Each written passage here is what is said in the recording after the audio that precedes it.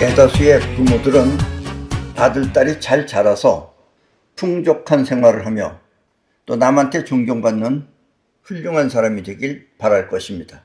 그리고 그런 사람을 만들기 위해 비싼 돈을 써가며 좋은 학교에 보내고 또 좋은 환경을 만들어 불편함이 없도록 해줄 것입니다. 어렸을 때부터 잘못되면 어떡하나 하는 노파심에 마음 조여 키웠더니 그 자식이 성인이 되어 그런 부모의 마음은 아랑곳하지 않고 부모의 말을 거역하며 혼자 고집을 피우면 그때부터 부모의 심정은 하늘이 무너져 내리는 것 같이 암담할 것입니다. 부모의 보살핌이 없이 혼자 자란 자식보다 기대하고 키운 자식은 그 기대가 크면 클수록 실망 또한 매우 큰 것입니다. 자식은 이렇게 부모가 원하는 대로 만들어지는 것이 아닙니다. 옛날에 어떤 아버지는 훌륭한 아들을 낳기 위해 여기저기 닥치는 대로 많은 자식을 만들었습니다. 자기 자신이 어렸을 때부터 남에게 팔려가 그것으로부터 독립을 하기 위해 고생하며 자라왔기 때문에 본인보다 더 훌륭하고 똑똑한 자식을 만들어 성공하길 바랐던 것입니다. 그러나 자식들은 자기처럼 생각과 판단이 깊어 보이지 않았습니다. 결국 그 아버지는 못마땅하지만 어쩔 수 없이 이 평범한 가운데 머리가 좀 좋은 그런 아들한테 자신의 모든 것을 물려줬습니다. 자, 그 아버지가 바로 일본의 도쿠가와 이에야스입니다. 그리고 아들은 그냥 평범했지만 당시에 일본에서 가장 큰 문제를 해결할 자식이 그 아들의 아들, 즉 손자에게 나타난 것입니다. 도쿠가와 이에야스가 바랐던 아들은 그런 아들이 없었어요. 그러나 그 물려준 아들, 그 밑에 아들이 도쿠가와 이에야스가 원했던 그런 아들이 태어난 것입니다. 도쿠가와 이에야스가 원했던 아들은 바로 그 손자와 같은 자식이었던 것입니다. 오늘날 여러분들도 일본에 가보세요. 일본에 가보면 일본에는 기독교가 없습니다. 우리나라는 기독교가 많이 있지만 일본은 기독교가 없어요. 오늘날 일본에 기독교가 없는 이유는 바로 그 손자가, 도쿠가와 이에야스의 손자가 그 당시에 모두 해결해 버렸기 때문입니다. 아셨습니까?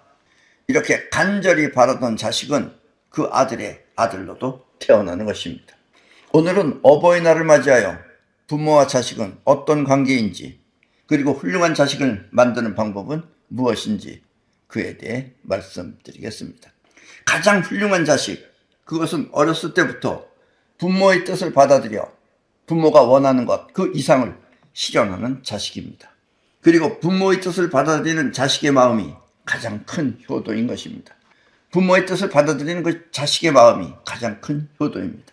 이 능력이 부족한 부모도 있죠. 그럼 그 자식이 부모를 가엾게 생각해서 성공을 해가지고 부모를 보살피고 자기 또한 평탄하게 잘 지내면 그 또한 커다란 효도인 것입니다. 모든 자식은 일단 부모의 보살핌 속에서 성장합니다. 만약 그렇지 않은 자식이 있다면 그것은 부모를 잘못 만나 그렇게 된 것입니다. 부모가 자식을 보살피는 기능은 본능입니다. 부모가 자식을 보살피는 건 본능이에요. 그건 뭐 인간뿐만 아니라 짐승들도 다 마찬가지입니다. 다 부모가 자식을 보살핍니다. 본능이에요. 무의식적으로 나를 움직이는 기능이 바로 본능이며 본능은 무의식적으로 자기 자신을 움직이는 게 본능입니다. 본능은 마음의 중심, 곧 영혼이 일으키는 작용입니다. 예. 우리 영혼은 사랑도 하죠. 또 감정도 가지고 있죠. 또 어떤 힘도 가지고 있죠. 또 이성도 가지고 있죠. 또 격을 느끼는 것도 가지고 있죠. 그리고 또 성적 쾌락도 느끼게 됩니다. 이것도 전부 다 우리 영혼이 가지고 있는 본능입니다. 자식 또한 훌륭한 자식은 본능적으로 부모를 보살핍니다. 그런데 부모는 그렇게 하는데 자식이 그렇게 하는 것은 그렇게 쉽진 않아요. 쉽진 않지만 어쨌든 자식도 훌륭한 자식은 본능적으로 부모를 보살핍니다. 만약 그렇지 않은 자식이 있다면 그 자식은 그 영혼 안에, 그 자식의 영혼 안에 부모에 대한 고마움이 없기 때문입니다. 예. 그 자식은 부모에 대한 고마움을 갖고 있으면 자식은 부모를 보살핍니다.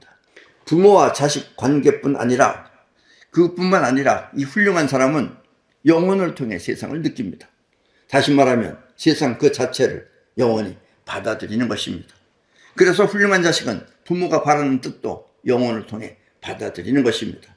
이렇게 영혼이 받아들인다는 뜻은 자기도 모르게 무의식적으로 행동해 그와 같은 뜻을 성취하는 것입니다. 즉 영혼이 받아들인 뜻은 영혼이 부모의 뜻을 받아들였거나 영혼이 받아들이면 그 영혼은 자기도 모르게, 왜냐면 무의식적으로 해요. 영혼은 자기도 모르게 무의식적으로 행동을 해서 그와 같은 뜻을 성취하는 것입니다.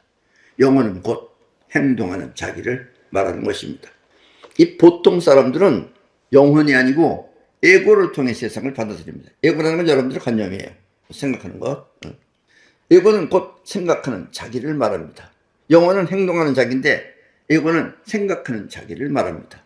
그래서 세상은 에고에 의해 접수되거나 아니면 거부됩니다. 이 에고로 사는 사람들은 에고를 통해서 세상을 접수하거나 아니면 거부해요.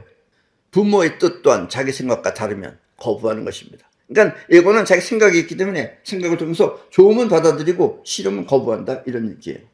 그러면 그 자식은 부모가 베푸는 사랑을 거부해 부모의 가슴에 하늘이 무너져 내리는 것 같은 실망감을 주는 것입니다. 아셨습니까? 아주 오랜 옛날에 어느 고을에 아들이 하나 태어났습니다. 그 아들은 별 탈 없이 무럭무럭 잘 자라서 3살이 되었습니다. 그때 부모들은 아들이 태어나서 잘 자라게 해준 이 세상에 대한 고마움과 또 계속해서 잘 크길 바라는 마음으로 소박하나마 마을 사람들을 초청하여 조그만 잔치를 베풀었습니다. 자기 아들이 잘 자라고 또 앞으로도 잘 크길 바라는 의미에서 사람들을 불러다가 잔치를 한 거예요. 그 부모가 아들이 태어나 잘 자라게 해준 이 세상에 대한 보답으로 말입니다. 그러니까 그 사람은 세상에 그렇게 아들을 낳게 해주고 자라게 해준 것에 대한 고마움을 보답한다는 의미에서 사람들을 초청해서, 마을 사람들을 초청해서 자기 나름대로 조그마한 잔치를 벌린 것입니다. 그날, 그 잔치하는 날 지나가던 스님 또한 초대하여 식사 대접을 했습니다. 그때 스님은 아들을 보더니, 3살짜리 아들을 보더니 이 아이는 나중에 반드시 장원급제하여 나란 일을 볼 사람입니다 라고 말해 주었습니다. 예. 그러니까 나름대로 스님은 이 애는 나중에 틀림없이 장원급제를 해서 나란 일을 돌볼 사람이다 라고 말해줬어요, 부모한테. 스님의 말을 듣고 부모들은 그날부터 아들을 장원급제한 선비 대하듯 하였습니다. 3살짜리인데 이제 어차피 얘는 장원급제를 하니까 장원급제한 선비를 대하듯이 해줬습니다. 항상 장원급제한 선비 대하듯 깍듯이 한 것입니다. 부모지만 그래도 장원급제한 선비처럼 그렇게 깍듯이 대해줬어요. 말투도 그렇고 행동도 그렇고 말투부터 모든 행동을 그렇게 했습니다. 아들은 또 부모가 자꾸 그렇게 장원급제한 것처럼 대해주니까 아들 또한 장원급제한 선비처럼 공부를 하더니, 그러니까 장원급제한 선비처럼 공부를 하더니 드디어 18살이 되었을 때 진짜 장원급제를 한 것입니다. 예. 그 아들이 결국은 장원급제 했어요. 부모는 너무 좋아 어쩔 줄 몰라 했으며 그 스님이 고마워서 스님을 찾아가 인사라도 하고 싶었습니다. 그때 그 초대해서 밥 먹여준 그 스님을 찾고 싶었던 거예요. 드디어 스님이 계신 절에 찾아가 스님을 만났습니다. 스님 정말 고맙습니다. 스님이 말씀하신 대로 우리 아들이 드디어 장원급제를 하였습니다. 그런데 질문이 하나 있습니다. 스님은 저희 아들이 장원급제한다는 것을 어떻게 하셨습니까? 그러니까 스님이 대답했습니다. 그건 나도 모릅니다. 장원급제한다는 건 난 모른다 이거예요. 원래 알고 있었던 게 아니다 이거예요. 내가 그렇게 말하면 여러분 모두가 그런 사람으로 키울 것이기 때문에 그렇게 말한 것뿐입니다. 그럼 여러분들이 장원급제한 사람처럼 키울 것이다 이거예요. 그런 눈으로 보고. 그래서 그렇게 얘기한 것이다 라는 이야기입니다. 그렇습니다. 부모님은 어렸을 때부터 자식 대하길 장원급제한 선비처럼 대했으며 자식 또한 그 영혼은 장원급제한 선비처럼 생활했던 것입니다. 그러니까 너는 장원급제한다 그렇게 어렸을 때부터 얘기하니까 자기는 장원급제한 것처럼 그렇게 생활했다 이거예요. 그 사람은. 그러니까 영혼 안에 장원급제가 박혔다 이런 얘기예요. 그러면 영혼은 무의식적으로 그와 같은 행동을 하며 끝내는 장원급제여 현실이 된 것입니다. 아셨습니까? 그러니까 여러분들도 뭔가를 바라면은 또 여러분들의 자식한테 뭔가를 심어주면은 그것이 영혼 안에 박히면은 결국은 그 아들은 그 자식은 그렇게 된다라는 이야기입니다. 세상 또한 이렇게 세상에 대한 감사함을 표시한 부모에게 그 보답으로 스님을 만나게 해준 것입니다. 스님이 이 세상한테다가 그걸 베풀었듯이, 그러니까 세상은 또 스님을 보내서 그런 스님을 만나게 해줘서 그 집에다 보내줬다라는 이야기입니다. 인생은 이렇게 자기도 모르게 행동하는 영혼에 나타나는 것입니다. 아셨습니까? 근데 영혼은 무의식이기 때문에 우리가 모르는 거예요. 의식은 모른다 이거예요. 그거는. 아셨죠? 많은 사람들이 잘못 생각하는 이 부모와 자식의 관계가 있습니다. 많은 사람들이 잘못하는 부모와 자식의 관계가 있습니다. 물론 자식은 부모가 만들었지만 그렇다고 그 자식이 부모에 종속된 것은 아닙니다. 엄밀하게 말하면 부모와 자식은 서로 다른 객체인 것입니다.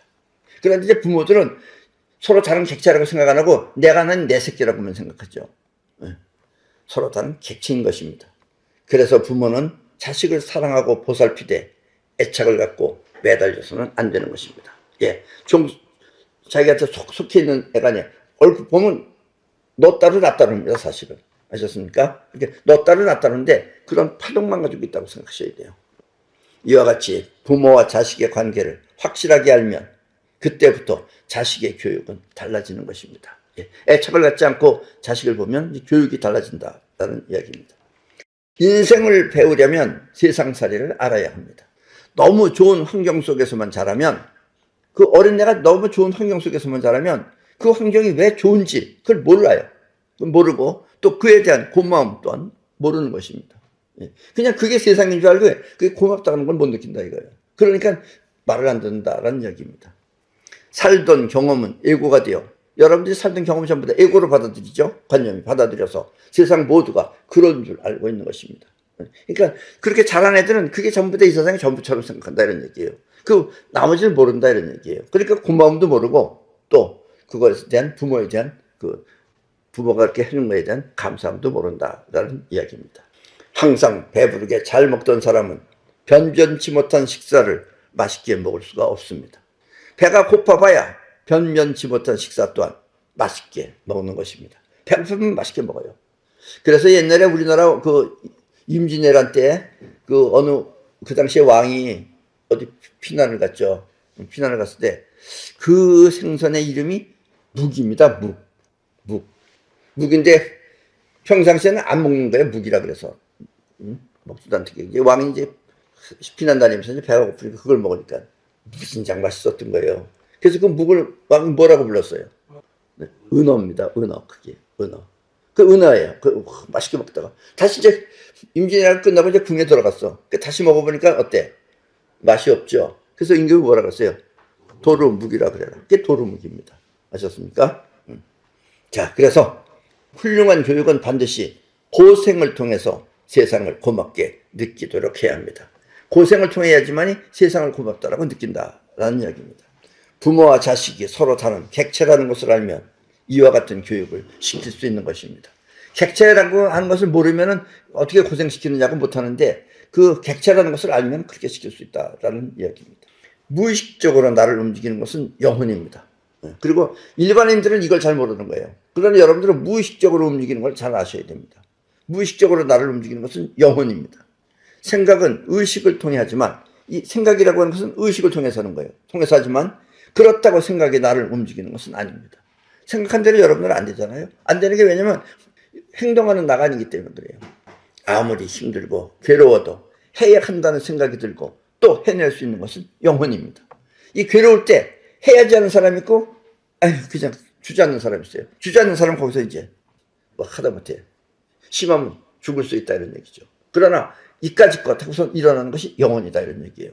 그래서 아무리 힘들고 괴로워도 해야 한다는 생각이 들고 해야 한다는 생각이 들면 이 사람은 영혼이 움직이는 거죠. 생각이 들고 또 해낼 수 있는 것은 영혼입니다. 생각이 영혼을 움직이지 못하면 그 생각은 단지 망상에 불과한 것입니다. 그냥 생각만 하는 것은 망상이다라는 이야기입니다. 그래서 영혼은 환경 따라 움직이는 것입니다. 환경이 변하면 영혼이 이렇게 된다 저렇게 된다고 움직인다는 얘기예요. 그 중에 이제 나쁜 환경을 극복하려고 하는 것이 영혼인데 그냥 영혼이 받아들이면 그 나쁜 걸 그냥 받아들이고 아무것도 안 하면 거기서 그 사람은 나태된다는 이야기입니다. 그래서 영혼은 환경 따라 움직이는 것입니다. 영혼이 직접 현실을 느껴야만 움직여진다는 뜻입니다. 영혼이 직접 현실을 느껴야지. 괴롭다 이런 걸 느껴야지 움직여진다는 뜻입니다. 생각으로는 안 움직여져요. 영혼이 그런 환경을, 현실을 대하면 느껴진다는 얘기입니다. 바꿔 말하면 해야만 하는 현실 속에 있어야 하는 것입니다. 해야만 하는 현실 속에 있어야지, 안 하면 안 되는 그런 현실 속에 있어야지 하는 것이다 라는 이야기예요. 우리는 그런 얘기 많죠. 여러분들 그 화토에 보면 비광이라고 있어요. 비광도 그게 실제로 있었던 일입니다. 옛날에 어떤 일본에 글씨 잘 쓰는, 결국은 명필이죠, 그 사람이. 명필이었지만 그 당시엔 명필이 아니에요. 근데 이제 글씨를 열심히 잘 쓰는데 아무리 봐도 글이 더 이상 안 나는 거예요. 그래서 이제 때려쳐야지 생각하면서 그날 비 오는 날이었어요. 그리고서 이제 내과에 이렇게 갔더니 개구리 한 마리가 막 뛰는 겁니다. 왜냐면 개구리가 곧 물에 빠져 죽게 생긴 거예요. 그러니까 개구리가 그 위에 나뭇가지가 이렇게 내려쳐져 있었는데 거기에 뛰어 올라가려고 하는 거예요. 뛰어 올라가는데 또 떨어지고, 뛰어 올라가는데 또 떨어지고, 뛰어 올라가는데 또 떨어지고. 근데 점점 물은 불어나고. 그러더니 드디어 개구리가 어느 순간에 탁 뛰어서 거기 올라갔어요.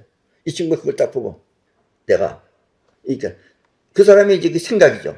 내 생각이 잘못됐구나. 더 끝까지 해야 된다. 이래서 그 사람이 끝까지 해서 일본의 아마 3대 그 사람이 명필입니다. 그런 것과 같은 것이다 라는 이야기입니다. 영혼이 직접 현실을 느껴야만 움직여진다. 또 해야만 하는 현실 속에 있어야 영혼은 움직여지는 것입니다. 훌륭한 부모는 이와 같은 현실을 냉정히 바라보며 자식이 그렇게 하도록 기다리는 것입니다. 부모와 자식, 그것은 이렇게 서로 다른 객체인 줄 알아야 자식에 집착하지 않고 기다릴 수 있는 것입니다. 집착하지 않고 기다릴 수 있다라는 이야기입니다. 자, 만약 여러분들이 세계적인 훌륭한 자식을 갖고 싶으면, 여러분들이 정말 우리 자식은 역사적인 자식, 훌륭한 자식을 갖고 싶으면 반드시 어머니가 사이퍼를 해야만 합니다. 이 사이퍼라는 것은 영혼이 간절히 바라면 그와 같은 파장의 자식을 끌어오는 것입니다. 그 부모가 원하는 자식을 끌어오는 거예요. 옛날 어머니들이, 우리나라도 옛날에 어머니들이 그랬어요. 어머니들이 훌륭한 자식을 갖게 해달라고 빌었던 기도가 바로 이것입니다. 그 당시엔 기도라고 그랬어요. 그것인데 이것이 사이퍼입니다, 결국은. 그 대신 사이퍼는 정확히 알고 정확한 요점을 갖고 하는 거죠. 그렇다고 아버지는 안 된다는 뜻이 아닙니다. 근데 어머니가 주로 해야 돼요. 왜냐? 여자는 그 자체가, 여자라는 자체가 끌어오는 힘이 강하기 때문에 그와 같은 자식을 쉽게 불러들일 수 있다라는 이야기입니다. 아버지가 안 된다는 건 아니에요. 아버지는 안 된다는 건 아니에요. 근데 여자 자체가 끌어오는 힘이 강해서 그와 같은 자식을 불러오기 쉽다는 뜻입니다. 도쿠가와 이에스가 당대에 그와 같은 자식을 만나지 못한 것은 이 때문입니다. 그 대신 그 다음번에 태어났죠, 걔는. 그러나 당대에는 못 태어난 것이, 남자는 일단 뻗어나가기 때문에 밀어내고 시작을 해요. 근데 여자는 끌어옵니다. 그래서 엄마가 반드시 이 사이퍼를 해야 된다는 이야기입니다. 이 사이퍼라고 하는 것은 원하는 자식의 모습을 간절하게 기리며, 그러니까 어느 정도 체형도 본인이 생각하는 거예요. 그리고 이런 자식이 태어났으면 좋겠다. 어떤 자식이 뭐 세상을 뭐 제패하는 자식이라든가, 뭐 어떤 자식이 공부를 잘하는 자식이라든가, 아니면 돈을 잘 버는 자식이라든가, 부자가 되는 자식이라든가, 이런 걸 그리면서 그와 같은 자식이 내 몸에 들어온다고 생각하고 손으로 이렇게 끌어오면 되는 것입니다. 그런 생각을 손으로 끌어와야 돼요. 이렇게 끌어와도 되고, 뭐 이렇게 해도 되고, 끌어와야 됩니다. 얼마 동안 끌어오느냐? 한 번 해가지고 되느냐? 아닙니다. 한 번 해가지고 되지 않습니다. 영혼은 한 번에 움직이질 않아요. 매일 밤, 아니면 매일 낮, 틈틈이 이와 같은 손놀림을 통해서 최소한 100일 이상을 계속하면 원하는 자식이 태어날 것입니다. 그리고 이것은 하늘이 내린 천성에 의해 태어나는 것입니다. 이렇게 되는 건 하늘의 천성을 갖고선 태어나는 거예요. 자기가 원하는 것이 천성이 맞춰지는 겁니다. 자, 천성. 여기서 천성은 지구 주변의 천체를 말하는 것이며, 지구 주변에 있는 천체예요. 물론 이 세상은 저거보다 더 많은 별이 있죠. 더 많은 별은 너무나 멀어서 작용이 안 일어나요. 그러니까 바로 우리 지구 근처에 있는 별, 저런 별들을 말하며, 원하는 자식은 그와 같은 천체의 힘에 의해 태어나는 것입니다. 이런 별들의 작용이 우리 몸에 태어나게끔 만든다라는 이야기입니다. 이게 천체예요. 천성이에요. 쉽게 말하면 하늘이 내린 자식인 것입니다. 아셨습니까?